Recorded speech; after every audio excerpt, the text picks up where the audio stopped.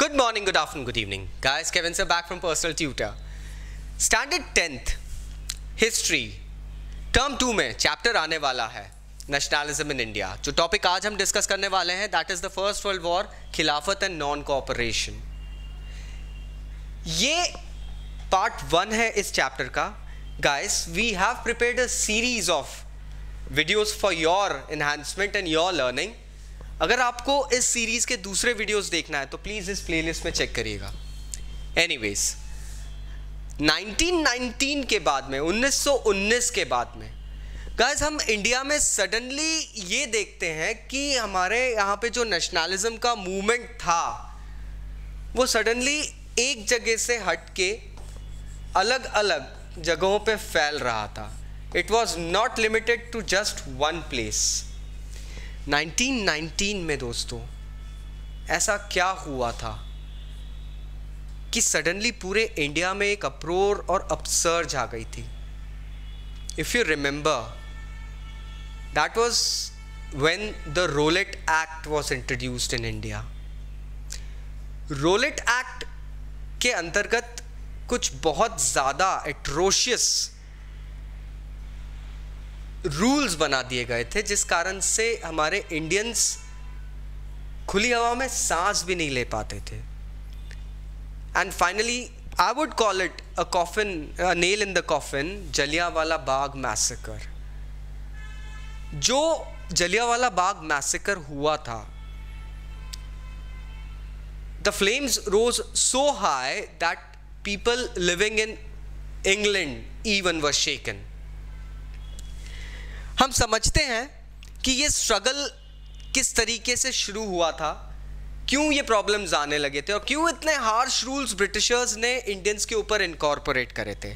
Let's understand, this was the time when the first world war had just finished. Britain was going through a very bad economic condition. बहुत ही बुरे हालात चल रहे थे guys Britain के. उस वक्त ब्रिटिश सरकार के पास अपनी कॉलोनीज में से टैक्स कमा के अपने प्रॉफिट मार्जिन, अपने लॉस से पहले उबर के प्रॉफिट में आने के अलावा और कोई रास्ता नहीं रह गया था. उनका डिफेंस एक्सपेंडिचर जो था इट इंक्रीज्ड मेनी फोल्ड्स. होता यह है कि 1913 से लेके 1918 तक इंग्लैंड में प्राइजेस, नॉर्मल कमोडिटी के प्राइजेस डबल हो चुके थे. It was not going through a good phase. Common people जो थे, कॉमन मतलब आम आदमी जिसे कहते हैं, he was not able to go ahead and live and a life of calmness, peace, serenity. Issue ये आ रहे थे कि ब्रिटिशर्स ने अपनी कॉलोनीज में टैक्सेबल इनकम के ऊपर प्रेशर करना शुरू करा. ऑलरेडी आप एक इकोनॉमी की बात कर रहे हो, इंडियन इकोनॉमी, जो कि आर्टिसंस, पेजेंट्स की एक इकोनॉमी थी. उस इकोनॉमी के ऊपर आप लोग जब बेसिक उनके जो वर्क्स हैं उनको ख़त्म कर दोगे तो वो कम्युनिटी अपने एग्जिस्टेंस पे सवाल खड़े करेगी.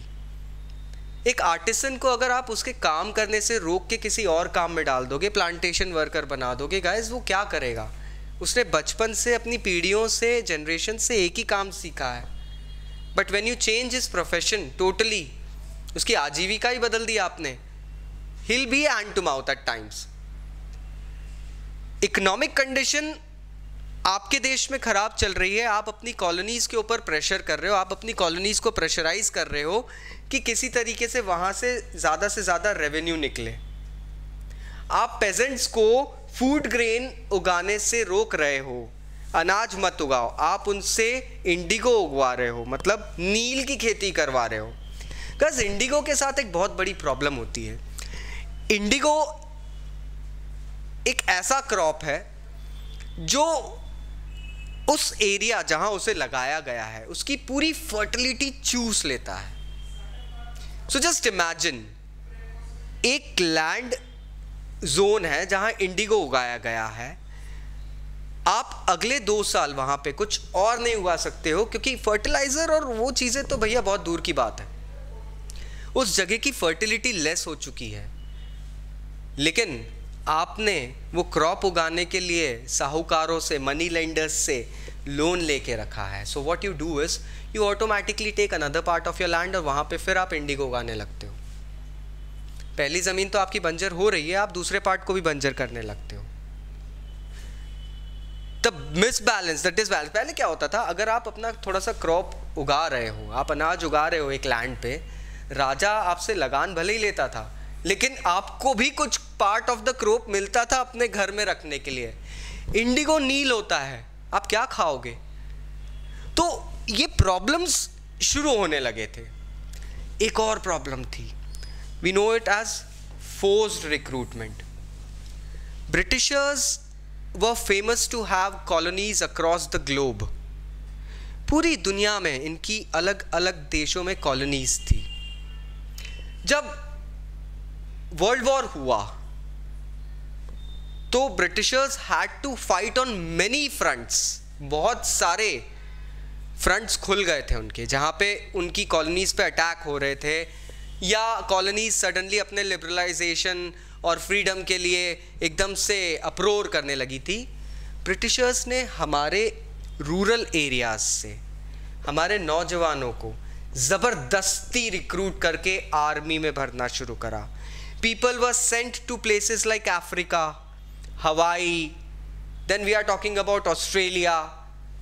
These were the places, Caribbean islands वगैरह की बात हो रही है. तो यहाँ पे सडनली इवन यूरोप, ब्रिटिशर्स ने हमारे यहाँ से लोगों को उठा के सडनली वहाँ पे शिफ्ट करना शुरू करा.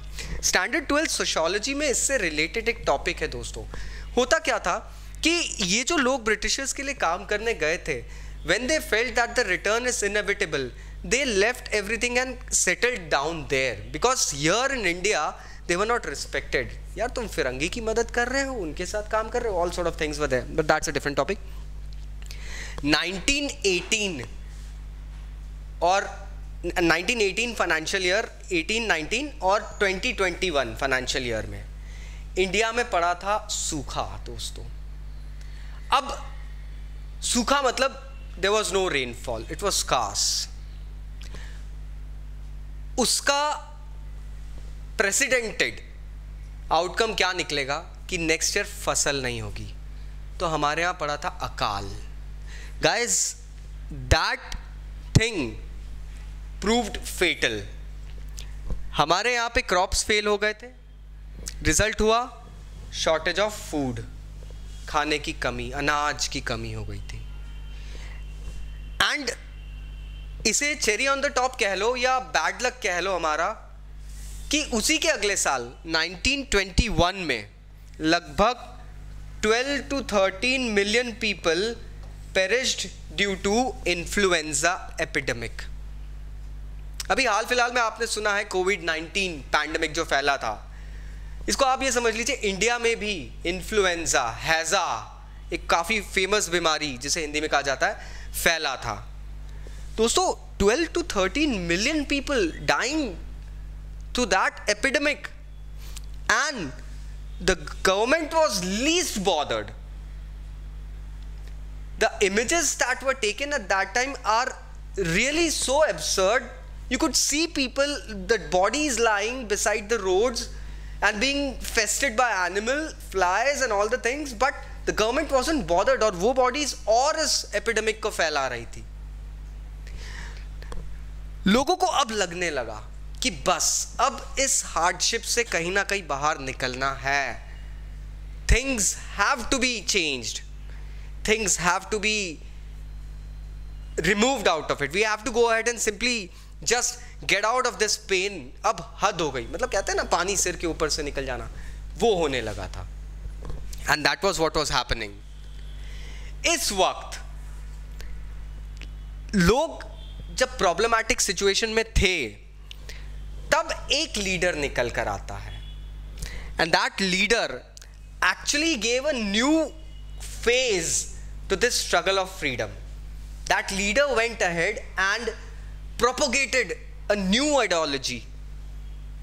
He went ahead and produced a novel, a new theory of freedom and how to attain it. Let's have a look at it. Idea of satyagraha. दोस्तों, महात्मा गांधी 1915 में इंडिया लौटते हैं। हम जानते हैं that he was on a very good position in a law firm in South Africa where he was treated very badly, so he went ahead and started thinking about people of India and he went ahead and उन्होंने इस कदम तक कर लिया कि नहीं, अब तो मैं स्वराज लेके रहूँगा। तो उन्होंने वहाँ पे साउथ अफ्रीका में एक तरीके से इन्होंने फीलिंग एक ऑब्टेन करी कि किस तरीके से मेरे इंडिया में मेरे इंडियन सिटीजन्स ब्रदर जो हैं, मेरे ब्रेदरन, किस तरीके से सहन कर रहे हैं ये ब्रिटिशर्स के जो दांव पेच हैं, एट्रॉसिटीज़ हैं, इन चीज़ों को। He went ahead and actually gone ahead and fought a racist regime in South Africa as well. South Africa में चीज़ें थोड़ी सी अलग थी दोस्तों। साउथ अफ्रीका की अगर मैं बात करूं तो वहाँ प्रॉब्लम सिर्फ गरीबी और पेजेंट्री इन चीज़ों का नहीं था दोस्तों, वहाँ पे एक बहुत बड़ा प्रॉब्लम था that we know as apartheid. Apartheid क्या होता है? अपार्थीड होता है लोगों को उनकी स्किन या कलर के बेसिस पे बाइफर्केट कर देना, डिस्क्रिमिनेट कर देना। गोरों का और उनके ऑपोजिट ब्लैक्स का एक बहुत बड़ा विभाजन कर दिया गया था। They were like bifurcated. All the best things were provided obviously to the people belonging to the imperial class, that are the whites, and जो deprived थे they were the blacks. Mahatma Gandhi ji ने एक नया मेथड निकाला था मास एजिटेशन का। मास agitation का एक मेथड निकाला था that was known as Satyagraha. Satyagraha was a concept. Yes, it was a response to a stimuli, undoubtedly, but सत्याग्रह की डेफिनेशन बहुत अलग थी। सत्याग्रह सेड कि अगर आप कोई सा काम कर रहे हो, it suggested that if the cause was true, if the struggle was against injustice, then physical force was not necessary to fight the oppressor. Without seeking vengeance or being aggressive, a satyagrahi could win the battle through non-violence. This could be done by appealing to the conscience of oppressor. People, including oppressors, had to be persuaded to see the truth instead of being forced to accept truth through the use of violence. अब महात्मा गांधी ने बहुत ही clear भाषा में एक चीज सिखा दी थी कि अगर आप कोई सा काम कर रहे हो और वो काम सत्य के लिए हो रहा है, you are talking about justice, you are fighting for truth, so physical force की जरूरत नहीं पड़ती है। आप बिना हाथ पैर की ताकत, बिना किसी वेपन के, औजार के, आप उस फाइट को कर सकते हो। आपको सिर्फ जो ऑपरेसर है उसकी अंतरात्मा को टटोलना होगा, ऐसा कुछ करना होगा so that they may go ahead and think with in themselves कि क्या मैं जो कर रहा हूं वो सही है कि गलत है। तो प्रोबेबली सत्याग्रह का ये जो डेफिनेशन महात्मा गांधी ने निकाल के दी थी, that was the most beautiful. जाहिर सी बात है, जहां पर आपको किसी वेपन की ज़रूरत नहीं है, जहाँ पे आपको वायलेंट होने की ज़रूरत नहीं है, आपको सिर्फ सामने वाले को परसुएड करना है कि वो आपकी बात को समझ ले, आपका काम हो जाएगा। गांधी जी ने कहा कि नॉन वायलेंस का जो धर्म है ये सारे इंडियंस को यूनाइट करेगा। हम जानते हैं एंशिएंट इंडिया में अशोकन टाइम से धम्म की बात की गई थी। आप लोगों ने प्रीवियस क्लासेस में पढ़ा है, dhamma was a philosophy given by Buddhism and non violence was a part of that philosophy.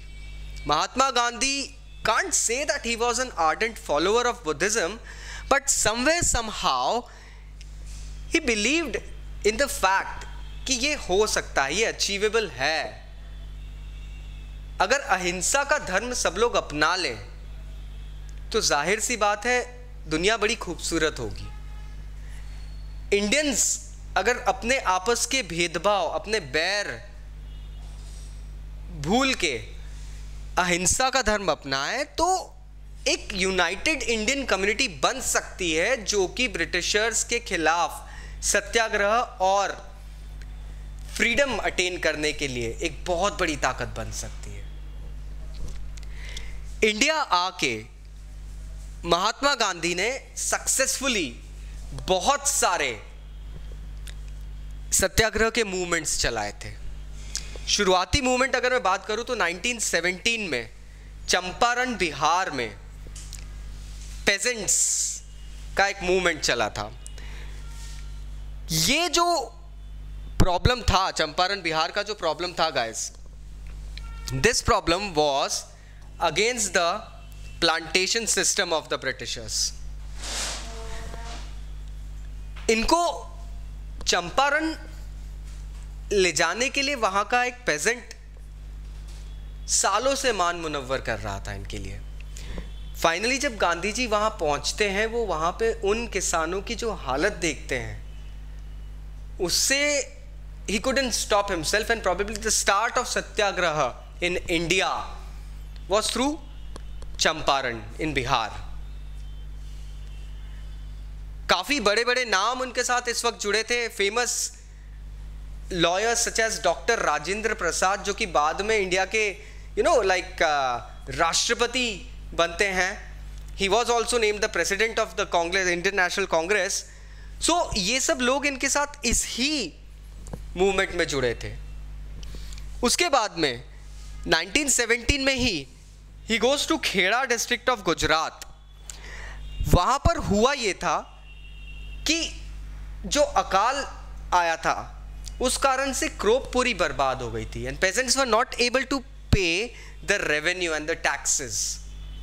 Mahatma Gandhi ने डिमांड करा था कि भैया आप एग्जेम्प्ट मत करो, आप टैक्सेस को रिलैक्स करो। हम देंगे टैक्स यार, चलो ठीक है, लेकिन आप रिलैक्स करो टैक्सेस को, क्योंकि इस बार किसानों की वो उपज नहीं हुई है। And since there is no crop, there will be no revenue, and if there is no revenue, how come a poor peasant go ahead and pay you that lagan, the so called lagan that you were demanding? So that's what he did. He got success in this, and then finally 1918 में Mahatma Gandhi went to Ahmedabad. दोस्तों यहाँ पे जो सत्याग्रह की लड़ाई थी, ये हम ये कह सकते हैं, कहना गलत भी नहीं होगा, ये हमारे इंडियन रिच इंडस्ट्रियलिस्ट के खिलाफ प्रोबेबली पहली लड़ाई के रूप में हम देख सकते हैं इसको। महात्मा गांधी ने जो फैक्ट्री में कॉटन मिल जो थी, वहाँ के वर्कर्स जो थे, उनके हकों के लिए उन इंडस्ट्रियलिस्ट से ये पंगा मोल ले लिया था दोस्तों। Because Mahatma Gandhi was not of a kind who saw his enemy and then made his strategy. He went ahead and took away the principle on all levels. मतलब वो सभी जहाँ भी गलत हो रहा है वो वहाँ जाके खड़े हो जाया करते थे। He never went ahead and said कि ये चीज़ पे मैं ज़्यादा ध्यान दूंगा, इस पे मैं ज़्यादा ध्यान नहीं दूंगा, भले ही वो ब्रिटिशर हो या इंडियन हो। He will go ahead and deal with them in the same manner. That's what he did. So I hope this is clear now. Cotton mill workers का जो इशू था that was also solved. तो आप ये तीन चीज़ें याद करने की है। सत्याग्रह की शुरुआत Mahatma Gandhi went ahead and did.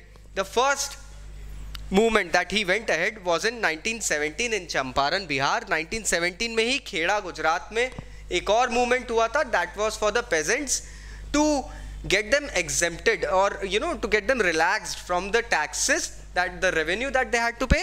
And 1918 में ये अहमदाबाद में जो हुआ था, जो कॉटन मिल वर्कर्स के खिलाफ जो हुआ था, वो उस चीज़ की बात हो रही है। So this is the cotton mill workers का issue coming over here. Ahmedabad में it was for cotton mill workers. I hope you get the crux now. अब I'll move on to the next topic, Rowlatt Act. अब Rowlatt Act क्या था दोस्तों? 1917 और 18 में महात्मा गांधी ने जब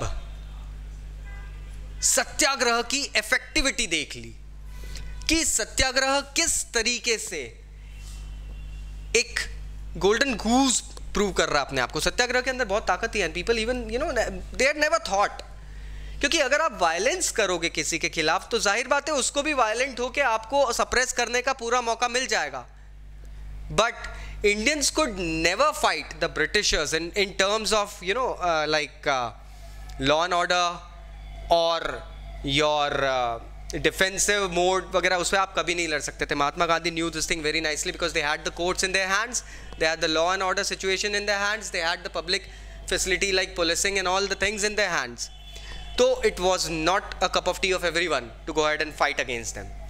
Mahatma Gandhi knew that satyagraha is the only option जिससे हम इनके खिलाफ लड़ाई जारी रख सकते हैं.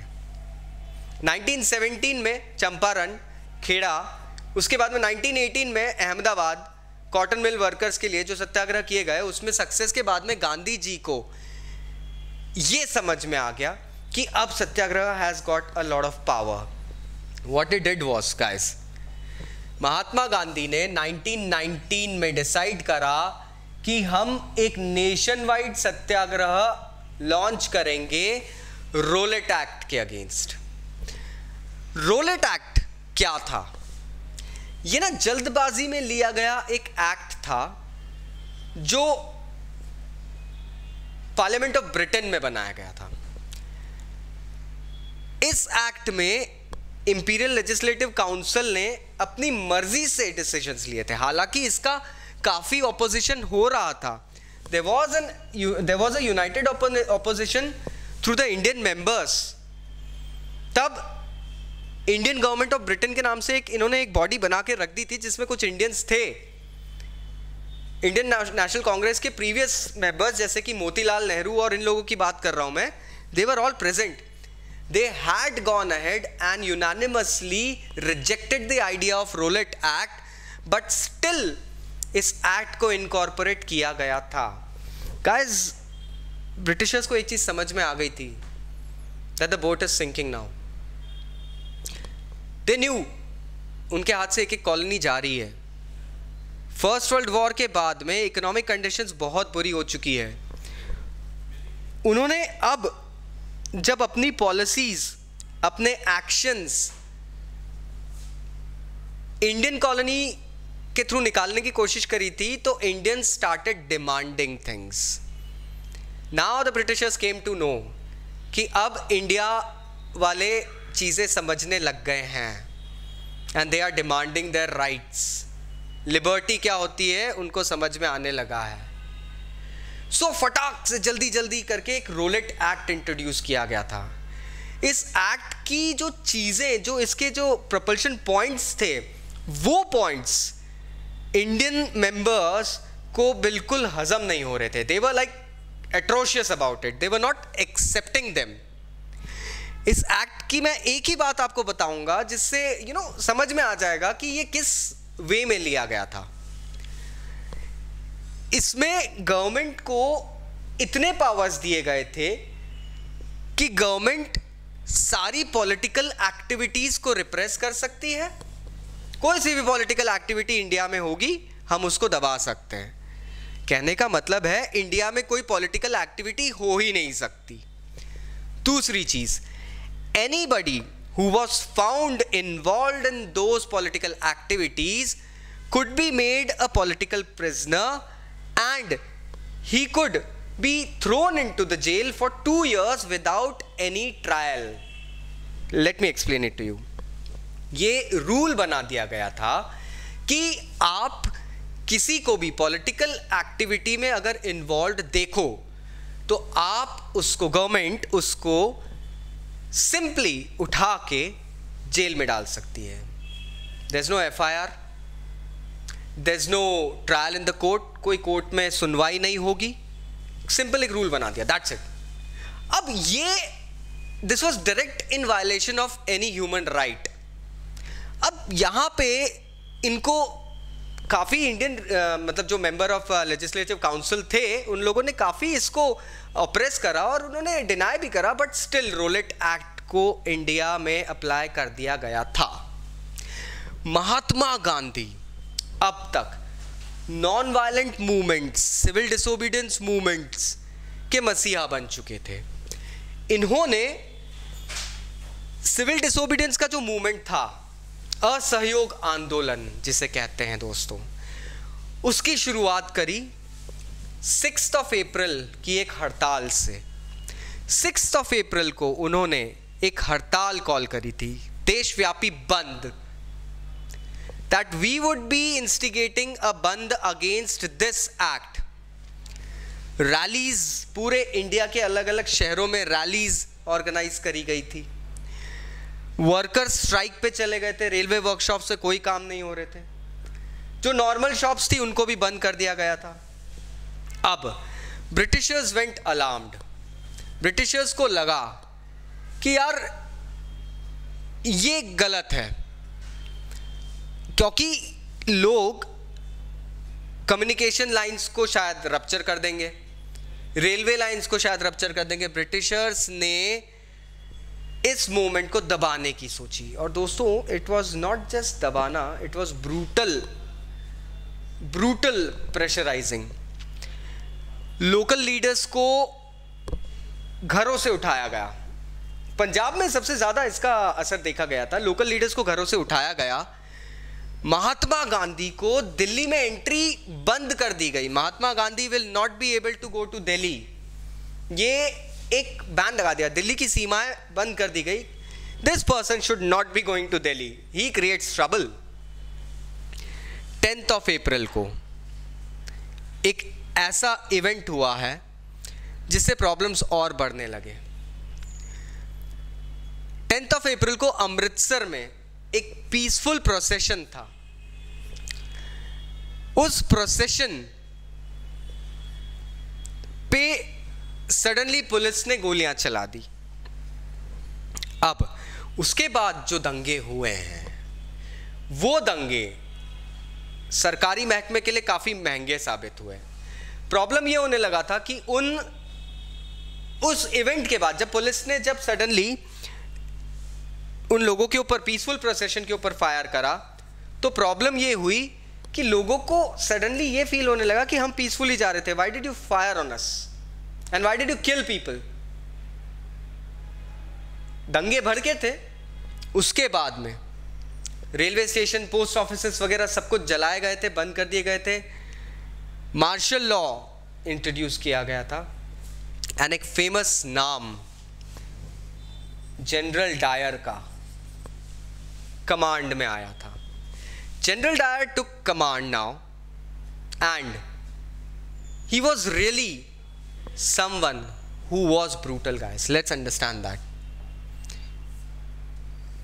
13th अप्रैल को हम जानते हैं, 10th अप्रैल को अमृतसर में फायरिंग करी गई, शूटिंग हुई, पीसफुल प्रोसेशन चल रहा था, एक जन रैली निकल रही थी, शांत रैली थी, मौन रैली कह सकते हैं। जस्ट सत्याग्रह को फॉलो कर रहे हैं हम लोग, मौन है, हम लोग चुप रह के अपना विरोध प्रकट कर रहे हैं। What we are doing is we are actually showing our protest against the Rowlatt act, but police fired. लोगों को अच्छा नहीं लगा, दंगे जो भड़के उसके बाद में, ऑब्वियसली इमोशंस भड़कते हैं। उसके बाद में जनरल डायर को कमांड दी गई। 13 अप्रैल 13 अप्रैल 1919 की बात हो रही है दोस्तों। उस दिन एक बहुत बड़ा धब्बा इंडियन फ्रीडम मूवमेंट के ऊपर लगा है दोस्तों। उस स्टेन को प्रॉबेबली हम शायद कभी भी साफ नहीं कर पाएंगे। जलियांवाला बाग में काफी हजारों लोग इकट्ठे हुए थे एंड ये लोग बैसाखी का एक मेला जो लगता था, उस मेले को अटेंड करने के लिए जलियांवाला बाग आए थे। बैसाखी का त्यौहार था, काफ़ी ज़्यादा कम्युनिटी के लोग इकट्ठे हुए थे एंड इन लोगों को बिल्कुल मार्शल लॉ के बारे में पता नहीं था कि कुछ दिन पहले मार्शल लॉ लग चुका है और जनरल डायर को भेजा जा चुका है। मार्शल लॉ ये था कि सारी पब्लिक गैदरिंग्स बंद कर दी गई है। इंडियंस अब अगर सड़क पे निकलेंगे तो अगर कोई ब्रिटिश ऑफिसर सामने आ जाए तो इंडियंस सड़क पे लेट जाएंगे, अपनी नाक रगड़ेंगे और उनको सलाम करेंगे। कुछ ऐसे रूल्स बना दिए गए थे जो सच में किसी का भी खून खौला दे। लेकिन ये सारी चीज़ें जलियांवाला बाग में इकट्ठे हुए उन लोगों को नहीं पता थी। वो तो बैसाखी के मेले में गैदरिंग के लिए इकट्ठे हुए थे। अब जनरल डायर उस विसिनिटी में आता है, जलियांवाला बाग में। सिर्फ एक एंट्रेंस खुला रहता है, उस एंट्रेंस से लोग अंदर आते हैं और जनरल डायर उस एंट्रेंस को कर देता है बंद। दोस्तों, हजारों निहत्थे लोगों पे, महिलाओं, बच्चों के ऊपर पूरी बटालियन को फायर करने का विदाउट वार्निंग ऑर्डर दे दिया जाता है। बहुत लोग मरते हैं दोस्तों। बाद में जब यस ऑब्वियसली वहाँ एक नाम मात्र की ट्रायल भी हुई थी, उस इंसान से पूछा गया, I wouldn't be respecting him, उस इंसान से पूछा गया कि why did you do this? His reply was, I wanted to create a moral effect, to create a terror and awe in the minds of satyagrahi. मैं लोगों को दिखाना चाहता था कि ब्रिटिश हुकूमत के आदेश का पालन नहीं करने से क्या हो सकता है। जलियांवाला बाग की जो न्यूज़ थी दोस्तों, वो जंगल में आग के समान फैलने लगी। जिसे भी ये बात सुनाई दे रही थी, उसने इस पूरे वाक़ये की भर्त्सना करी। They started condemning it. North India में तो आप ये सोच के चलो that people were in a havoc, strikes, clashes between police and common people, government building पे अटैक्स, ये सब चीजें शुरू हो चुकी थी। गवर्नमेंट ने भी बहुत ही ब्रूटली इसका रिप्लाई करा। गवर्नमेंट ने लोगों को ह्यूमिलिएट करना शुरू करा। सत्याग्रहियों को कहा गया कि आप लोग सड़क पे नाक रगड़ के क्रॉल करेंगे। नाउ फ्रेंड्स, वही बात अभी आ रही है that I was explaining to you people. ऐसे रूल्स इंस्टिगेट कर दिए गए कि you will crawl on the street and do सलाम टू ऑल साहेब्स।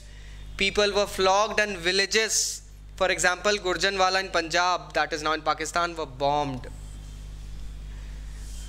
गुर्जनवाला विलेज का एक बहुत सैड वाकया है। जिन लोगों पे ये अंदेशा था that they are against the British regime and they are probably supporting the nationalism or the non-violent or the civil disobedience movement of Mahatma Gandhi, they were all like brought together, flocked in a village. And guys, उस village पे bomb गिराए गए थे। Yes, that is an event. Sadly, now that village comes in the boundary of Pakistan, but it was really sad and bad. महात्मा गांधी ने दोस्तों जब ये violence देखना शुरू करी, क्योंकि हम लोग अपनी जो डिमांड कर रहे थे, हम लोग जो मांग रहे थे, ब्रिटिशर्स वो चीज़ अब दे नहीं रहे थे, देना नहीं चाह रहे थे या दे नहीं रहे थे, whatever, but that thing was going wrong somewhere somehow. Mahatma Gandhi did not facilitate this violence. He did not think about कि ये मेरा मूवमेंट जो कि मैं सत्याग्रह के बेसिस पे कर रहा हूँ, अहिंसा के बेसिस पे, ये ऐसा कन्वर्ट हो रहा है कि हमारे इंडियन ब्रदर्स एंड सिस्टर्स ही अपनी जान से हाथ धो रहे हैं. He called it off, simply called it off. Then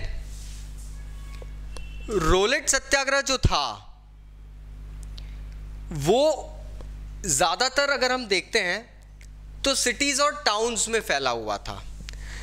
Gandhi ji को ये लगा, क्योंकि रोलेट एक्ट के अगेंस्ट में था तो इसे रोलेट सत्याग्रह नाम दिया गया है. गाइस एग्जाम में अगर ऐसा आता है तो please be specific, okay, don't connect it with all the satyagrahas, all the other movements. Rowlatt satyagraha usually cities और टाउन्स में फैल रहा था क्योंकि लोगों को शहरों में और कस्बों में एक चीज समझ में आ रही थी कि क्या रूल्स बनाए गए हैं, एट्रोसिटीज भी वहां ज्यादा हो रही थी इनकी, ब्रिटिशर्स की, तो वो वहां ज्यादा फैला था. लेकिन गांधी जी के मन में कुछ और चल रहा था. Mahatma Gandhi had anticipated a pan India movement. Mahatma Gandhi चाहते थे कि एक ब्रॉड मूवमेंट इंडिया में चले, एक पैन इंडिया मूवमेंट चले, इंडिया के सारे लोग इस मूवमेंट में उनके साथ आए. क्योंकि जब तक सारे इंडियंस मिल के ब्रिटिशर्स के खिलाफ एक मूवमेंट, एक आंदोलन शुरू नहीं करेंगे तब तक इट्स नॉट इजी. महात्मा गांधी ने काफी टाइम पहले अपनी एक बुक में लिखा था कि ब्रिटिशर्स, स्वराज में लिखा था कि ब्रिटिशर्स वर 1909 में ब्रिटिशर्स को इंडिया में रहने की मदद इंडियंस ही करते हैं, और अगर हम इंडियंस नहीं चाहें तो ब्रिटिशर्स इंडिया में नहीं रह सकते. गांधी जी चाहते थे कि पूरे इंडिया में एक मास मूवमेंट शुरू हो, लेकिन उस वक्त की एक बहुत बड़ी बात थी. इंडिया में दो धर्म के लोग ऑलरेडी ब्रिटिशर्स की डिवाइड एंड रूल पॉलिसी से काफी आहत हो चुके थे एंड प्रॉब्लम्स वहां बढ़ गई थी. वो दो धर्म के लोग थे, Hindus and Muslims. Mahatma Gandhi जानते थे कि जब तक इन दो बीड्स को एक माला में नहीं पिरोया जाता है तब तक ये मूवमेंट सक्सेसफुल नहीं होगा, नहीं तो ये लोग आपस में ही बैर करते रहेंगे. इस चीज की प्रगाढ़ता, या to enhance this bond, Mahatma Gandhi went ahead and took up the Khilafat issue. अब खिलाफत मूवमेंट क्या था? Let me tell you. First world war की एंड में ऑटोमन एम्पायर, ऑटोमन टर्की जो था, ऑटोमन एम्पायर पूरा खत्म हो चुका था. ऑटोमन एम्पायर का जो एम्परर था, he was probably termed, not probably, yes he was termed as the Khalifa of the Islamic world, the spiritual head of the Islamic world. जैसे कि हम बात करते हैं रोमन कैथलिक्स में पोप होते हैं, हिंदूज में मठों के शंकराचार्य होते हैं, तो उस वे में खलीफा जो ऑटोमन एम्पायर का किंग था, फर्स्ट वर्ल्ड वॉर के बाद में उनकी सारी पावर्स छीन ली गई थी. This was totally against what the Britishers wanted, the Muslims wanted, sorry, across the world. पूरी दुनिया के मुस्लिम्स आहत हो गए थे कि ये क्या बात हो गई, आपने हमारे खलीफा की सारी पावर्स ही छीन ली, या मतलब उनको डिपोज कर दिया है, ऑटोमन एम्पायर को डिसइंटीग्रेट कर दिया है. अभी जो मॉडर्न डे टर्की है, पहले टर्की बहुत बड़ा था दोस्तों, लेकिन आपने पूरा ऑटोमन एम्पायर खत्म कर दिया है. जो वहाँ का किंग था वो हमारा खलीफा थे और he was the spiritual head. बड़ी बात है दोस्तों, आपने आग में हाथ डाल दिया. अब होता ये है कि जगह जगह वेरियस मूवमेंट शुरू होते हैं. इसी के अंतर्गत बॉम्बे में मार्च 1919 में एक खिलाफत कमेटी बनती है जिसे दो भाई थे, मोहम्मद अली और शौकत अली, इन लोगों ने फॉर्म करी थी. This committee was working against, and it was instigating a mass action against the rule or the policy of the British government. महात्मा गांधी ने ये देखा कि इस खिलाफत कमेटी को हम लोग अगर हमारे मूवमेंट में ब्रिटिशर्स के खिलाफ ले आते हैं तो हमारे मूवमेंट में एक बैकअप ताकत भी जुड़ जाएगी। गांधी जी ने इसको एक अपॉर्चुनिटी समझा कि मुस्लिम कम्युनिटी अपने आप को निग्लेक्टेड फील करती थी। This is a right time to bring them under the umbrella of nationalism. ये सही वक्त है। 1920 में कलकत्ता में कांग्रेस का अधिवेशन हुआ था, सितंबर 1920। वहां पे गांधी जी ने एक मास अपील जारी करी that let us go ahead and extend our hands to the leaders of Khilafat movement so that we can support them as well and earn their support to earn Swaraj as well. So the term Swaraj was incorporated. Question आ सकते हैं दोस्तों इस तरीके से कि Swaraj and all के कहां पे इनकॉर्पोरेट हुए, कब हुए थे? Will see to them. So this is how Mahatma Gandhi go ahead and took in hands the Khilafat movement. अब हम बात करते हैं नॉन कोऑपरेशन मूवमेंट। क्यों गांधी जी ने ये असहयोग आंदोलन शुरू करा? देखिए, क्योंकि जब मैं जैसा कि बता चुका हूं 1909 में महात्मा गांधी ने हिंद स्वराज जो बुक लिखी थी उसमें उन्होंने बहुत क्लियरली मेंशन कर दिया था कि भैया ये ब्रिटिश रूल जो है वो इंडिया में इंडियंस के कोऑपरेशन के कारण ही आया है। अगर हम इस कोऑपरेशन को हटा देंगे, हम ब्रिटिशर्स को कोऑपरेट करने से मना कर देंगे तो ब्रिटिश मीनारें बहुत आसानी से गिर जाएगी, उनके पास कोई नींव नहीं बचेगी। और गांधी जी ने तो ये तक प्रेडिक्ट करके रखा था, it will take almost a year, 1 साल के अंदर ये पूरा ब्रिटिश सिस्टम जो है कोलैप्स हो जाएगा। सो नॉन कोऑपरेशन को इन्होंने इंपोज करने की कोशिश करी। Again the question comes is non cooperation movement क्यों चूज किया गया? तो नॉन कोऑपरेशन को पहले तो स्टेजेस में लॉन्च करना बड़ा आसान होता है। गांधी जी ने भी यही प्रपोज करा था कि नॉन कोऑपरेशन को हम लोग स्टेजेस में लॉन्च करेंगे। सबसे पहले लोग अपने टाइटल्स जो कि गवर्नमेंट ने अवार्ड करे हैं उनको सरेंडर करने लगेंगे। मतलब लोग जो सर, राय बहादुर, राय साहब, जमींदार, ये जो टाइटल्स दिए गए थे हम लोगों को, ब्रिटिशर्स ने दिए थे, हम उन चीज़ों को वापस देना शुरू करेंगे। इससे पहले एक और बात बताऊंगा। हम एक चीज़ जानते हैं कि ब्रिटिशर्स हमारे इंडिया में आए थे तो बैटल ऑफ पलासी जो बंगाल में हुआ था, अक्सर ये भी देखा जाता है दोस्तों कि हमारे ही इंडियन काउंटर पार्ट्स ने ब्रिटिशर्स की बिहाइंड द कर्टन हेल्प करी थी। शुजाउद्दौला को सिराजुद्दौला ने हेल्प करी, मतलब शुजाउद्दौला के अगेंस्ट में सिराजुद्दौला ने हेल्प करी। बहुत सारे लोग थे। नवाब ऑफ अवध के लिए अगर हम देखें तो बहुत सारे नेम्स आते हैं। आई wouldn't be going that will be very controversial right now, लेकिन हाँ, इंडियन रूलर्स के अगेंस्ट ब्रिटिशर्स की हेल्प काफ़ी सारे इंडियन रूलर्स ने ही करी थी, काफ़ी सारे इंडियंस ने ही करी थी। ब्रिटिश इंफ्रास्ट्रक्चर जो खड़ा था वो हमारे इंडियंस के कारण खड़ा था, क्योंकि उनकी सिविल जॉब्स में मोस्टली इंडियंस थे। हायर पोजीशंस नहीं दी गई थी, ये बात समझ नहीं पा रहे थे, लेकिन क्लरिकल पोजीशंस जिसमें सबसे ज़्यादा काम होता है वो सब कुछ इंडियंस कर रहे थे। इंडियन नवाब नबूब्स बन गए थे। सबसे पहले गांधी जी ने यही चीज़ स्टेप बाय स्टेप बोली कि हम इसे छोड़ेंगे, टाइटल्स सरेंडर करेंगे, we need no more titles now.